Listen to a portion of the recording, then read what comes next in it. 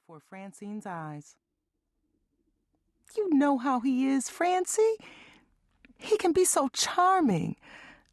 I loved him as the man of God he seemed to be, and then I simply loved him. It was like I couldn't help myself." "I don't believe you, and neither will anyone else. I don't know what you think you're going to get out of this." Tony turned back to her. "I need a friend, Francie. I need someone to hear me out, be on my side. He wants me to have an abortion. He said he'll deny anything ever happened between us." "I can't help you, Tony. I won't be a party to whatever game it is you're playing." "But you're all I have," Tony pleaded. "I can't go back home now. This would kill George and Mama. I have nowhere else to turn." Francine inhaled deeply. "Not this time, Tony. Not this time.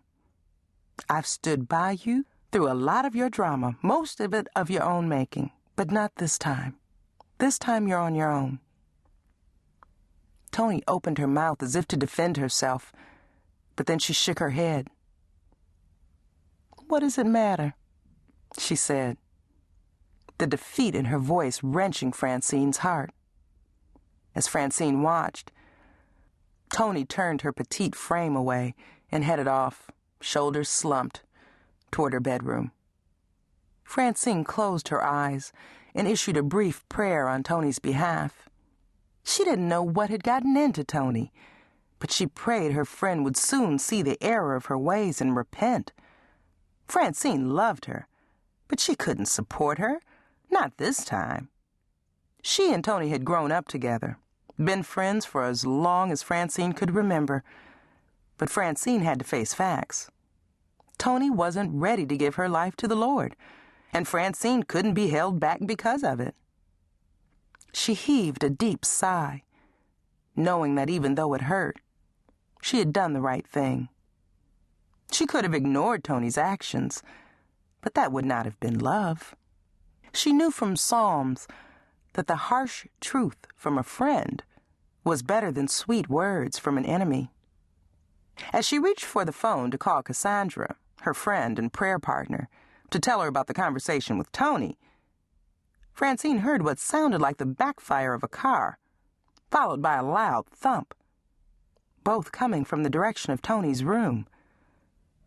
Wondering what Tony was doing to make such noise, Francine forgot the phone and headed for her friend's room. When she got no answer to her knock, she turned the doorknob. She screamed as she realized the sound she'd heard hadn't been the backfire of a car at all.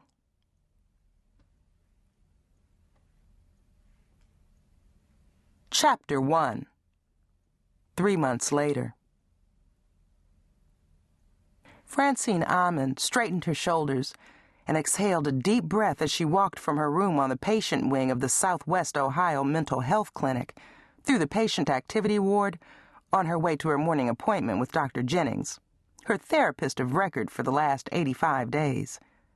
As she made her way across the breezeway, she gave slight nods of greeting to the patients and nurses much too familiar to her. The stale odor of despair mingled with the fresh but antiseptic smell of Lysol that characterized the patient area contrasted greatly with the cinnamon aroma that greeted her when she passed through the glass double doors that served as the boundary between the mentally unwell and those who treated them.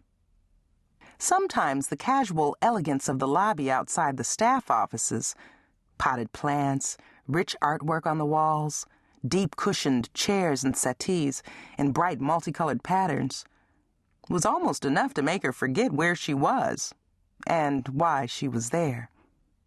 Almost, but not quite.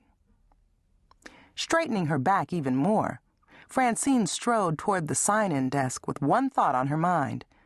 In 3 days, she would leave this place that had become an unlikely home and refuge for her. "Morning, Francine," the duty nurse, Margaret, a grandmotherly woman of about 60, said to her. "Dr. Jennings hasn't gotten here yet, but we're expecting her any minute now. You can go on into her office." Thanks, Margaret.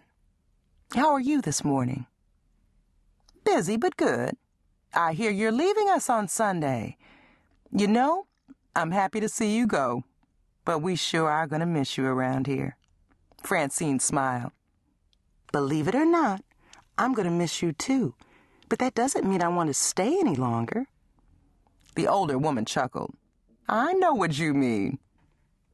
Now you go on into the doctor's office. I have to run some papers over to the patient wing. Dr. Jennings will probably beat me back here. Francine followed the older woman's directive and went into the doctor's office to wait.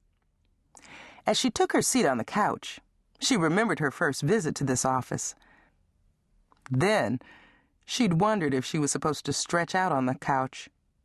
She smiled at her ignorance. Before her stay here, her knowledge of therapists had been limited to what she knew from primetime television. Fortunately for her, Dr. Jennings was neither Fraser Crane nor Bob Hartley. Francine looked toward the door as it opened, and the bubbly Dr. Jennings stormed in. Sorry I'm late, the 5-foot red-headed dynamo said. Then, without preamble, she took a seat in the chair across from Francine and said, So you're going home Sunday? Home, Francine thought. Back to Georgia, a place she hadn't visited in the last 5 years. This hospital was more familiar to her than home was. That's what they tell me. So how do you feel about it? Dr. Jennings glanced down at the yellow legal pad that seemed to always be on her lap, a habit Francine found unnerving.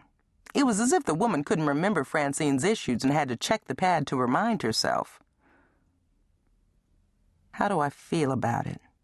Francine thought to herself. She was ready to leave, but ready to leave wasn't a feeling. She'd been in therapy long enough to understand the difference between feelings and thoughts. I'm a bit anxious, she said, glancing down at her recently manicured hands, courtesy of the hospital services staff. But I guess that's to be expected. Why anxious? Francine shrugged her shoulders and glanced out the plate glass windows overlooking the recently mowed north lawn of the institution. Why shouldn't I be anxious? I'm a 33-year-old woman running home to her sister after being let loose from the funny farm. I think that's enough to be anxious about. When the doctor didn't respond, Francine turned to her. What? No more questions? Dr. Jennings looked down at her pad again. This is your time, Francine. If you want to spend it making sarcastic remarks, go right ahead. Francine turned the corners of her lips down and sank back into the couch. She rubbed her hands on her jean-clad thighs. Okay, you're right. Sorry. Don't be sorry, Dr. Jennings said. Recognize what you're doing. Francine knew Dr. Jennings was referring to the way she used sarcasm to handle emotions and situations that made her uneasy. I'm anxious about going back home. I don't look forward to living with my sister. I don't look forward to seeing the people that I was so ugly to before I left. I dread seeing Tony's family. Dr. Jennings leaned forward in full empathy mode. I know that'll be hard for you, seeing Tony's family again. Hard was a mild way to describe what Francine felt about seeing Tony's mother and brother again. The last time she'd seen them was when they'd come to Dayton to get Tony's body. They'd come to her wanting answers about what led their daughter and sister to suicide. By then, Francine had learned that Tony had indeed been pregnant, and the reaction of her friend Cassandra to the news had pretty much convinced her that Tony hadn't been lying about Bishop Payne being the father. Tony's family had been devastated after they dragged those gory details out of Francine. Out of their devastation had come their accusations. Francine, who had already tried and convicted herself, accepted their condemnation without a word of self-defense. The last thing she remembered